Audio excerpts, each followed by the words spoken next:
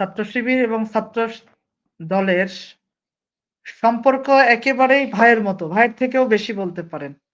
আমরা ৫ই আগস্টের পূর্ববর্তী সময়গুলোতে একসাথে আন্দোলন সংগ্রাম করেছি, জুলাই আন্দোলনগুলোতে। স্বৈরাচারের বিরুদ্ধে বিভিন্ন আন্দোলন সংগ্রামগুলো আমরা মাঠে থেকেছি বিভিন্ন সময়।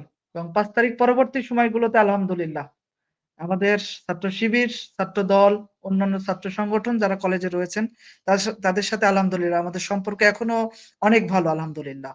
আমরা দেখবেন যে দেশের বিভিন্ন জায়গায় সমস্যা হয়েছে। কিন্তু আলহামদুলিল্লাহ আমরা আমাদের ভ্রাতৃত্বের জায়গা থেকে এখনো এক রয়েছি এবং আগামীতেও রাজশাহী কলেজ দেশসেরা কলেজকে এগিয়ে নিতে বাংলাদেশ ছাত্র শিবির এবং ছাত্র দল একসাথে কাজ করবে। আমি আশা রাখবো ভাইয়ের কাছে। ধন্যবাদ ভাই আপনাকে। আবির ভাইয়ের কাছে আমি আবার আসতে চাচ্ছি।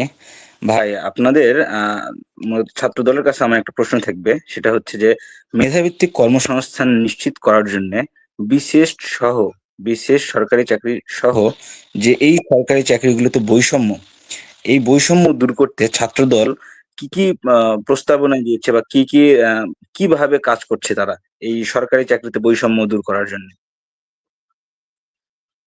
ধন্যবাদ। এই বিষয়টা আসলে খুব জাতীয় ইস্যু হয়ে যাচ্ছে। এই ইস্যুটা নিয়ে দীর্ঘ সময় ধরে কিন্তু আমরা দেখছি আন্দোলনও হচ্ছে। তো এই বিষয় নিয়ে আমাদের পার্টির চেয়ারম্যান, আমাদের দেশনায়ক তারেক রহমান, তিনি যে ৩১ দফা দিয়েছেন এবং পরবর্তীতে তিনি দেশ গড়ার পরিকল্পনা শীর্ষক কিছু কর্মশালাতে আমাদেরকে তিনি নিজে ভার্চুয়ালি তিনি আমাদেরকে এই বিষয়টা নিয়ে আমাদেরকে অবগত করেছিলেন। তো তিনি মূলত বলেছেন যে বেকার আমাদের যে বাংলাদেশে এখন লেখাপড়া করে অনেক বেকার বাংলাদেশে রয়েছে যারা চাকরি পাচ্ছে না। তো তাদের কর্মসংস্থান তৈরি হওয়ার আগে তাদেরকে এই যে এই সময়টা মানে লেখাপড়া শেষ হওয়ার পরে চাকরি পাওয়া পর্যন্ত যে সময়টা আছে, এই সময়টা কিন্তু একটা ছাত্রর জন্য খুব কঠিন হয়ে যায়। মানে লেখাপড়া শেষ হয়ে যায়, চাকরি পায় না, অনেকে হতাশায় ভুগে। সেক্ষেত্রে তারেক রহমান তার দেশ গড়ার পরিকল্পনায় এবং তার ৩১ দফাতেই তিনি এটি রেখেছেন যে বেকারদেরকে তিনি একটি ভাতার ব্যবস্থা রাখবেন এইটুকু সময়ের জন্য, যে বেকাররা এইটুকু মানে লেখাপড়া শেষ করার পরে চাকরির প্রিপারেশন এবং চাকরির যে পরীক্ষার যে অ্যাপ্লিকেশন গুলো করা লাগে বা এইটুকু সময় চলার জন্য একজন শিক্ষার্থীকে তিনি এই সময় এই বেকার ভাতাটা তাদের জন্য রাখা হয়েছে। এবং কর্মসংস্থান বৃদ্ধি করার জন্য তো আরো তার অনেক পরিকল্পনা আছে। এই বিষয়গুলো নিয়ে অনেক বড় আলোচনা হয়ে যাবে। তো আমরা চাই যে এই বেকারদেরকে আসলে, বা আপনি যেটা বলছেন যে আমরা যে শিক্ষার্থীরা চাকরি পাচ্ছি না বা কর্মসংস্থান সৃষ্টি করার জন্য বা বিসিএস এ আমাদের কিভাবে ভালো করা যায়, তো এগুলো নিয়ে ছাত্র দলও আমরাও চাই যে এই বিষয়গুলো নিয়ে কাজ করতে। ধন্যবাদ ভাই আপনাকে। জি জি জি, ধন্যবাদ ভাই।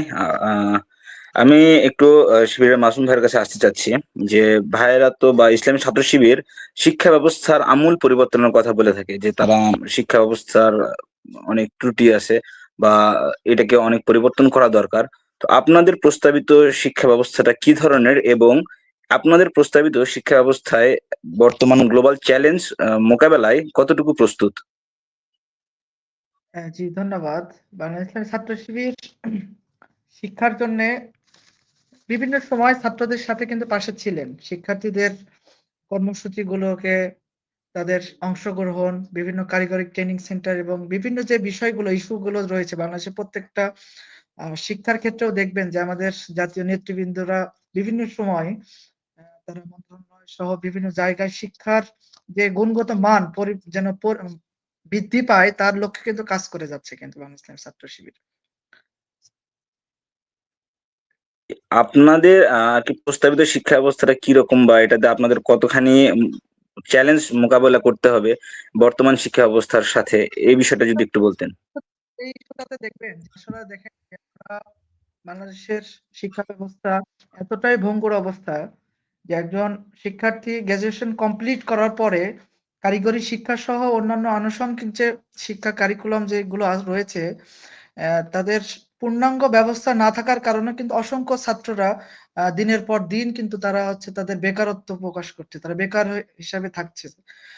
বাংলা ইসলামী ছাত্র শিবির বিভিন্ন প্রস্তাবগুলো দিয়েছেন যে যাতে করে আমাদের শিক্ষার মান উন্নয়ন করা যায়, এবং অন্যান্য দেশগুলোতে দেখবেন যে যারা শিক্ষার পরে শিক্ষা জীবন শেষ করার পরেই দেখবেন যে যেকোনো বিষয়ের পরে তারা কিন্তু পারদর্শী হয়ে ওঠে। কিন্তু বাংলাদেশের মানুষ ছাত্ররা কিন্তু তারা সেভাবে গড়ে তোলা হয় না। তার লক্ষ্যে বাংলা ইসলামী ছাত্র শিবির বিভিন্ন সময় দাবি সহ বিভিন্ন কাজগুলো করে যাচ্ছে। এই চ্যালেঞ্জটা আসলে দীর্ঘদিনের, আমরা মনে করছি যে বিভিন্ন সময় দীর্ঘদিনের গ্যাপ হওয়ার কারণে এই জেনারেশনটা বিভিন্ন সময় অনেক দূরত্ব তৈরি হয়েছে। আমরা আশা করছি যে আগামীতে সরকার সহ আমাদের যে দাবিগুলো আমরা করেছি, এবং ছাত্রদের যেন কল্যাণমুখীকর শিক্ষা ব্যবস্থা যেন চালু করা হয়, যাতে বেকার অবস্থায় যেন না থাকতে হয়, বেকারত্ব ঘুচাতে যেন তারা পর্যাপ্ত যেন বিষয়গুলোতে নেয়, যেন ভাষাগত দক্ষতা, কম্পিউটার প্রশিক্ষণ, অর্থাৎ বিভিন্ন কারিকুলাম যেন তারা ঠিক করে রাখেন, নির্দিষ্ট বিষয়ের উপরে দক্ষতা যেন অর্জন করতে পারে।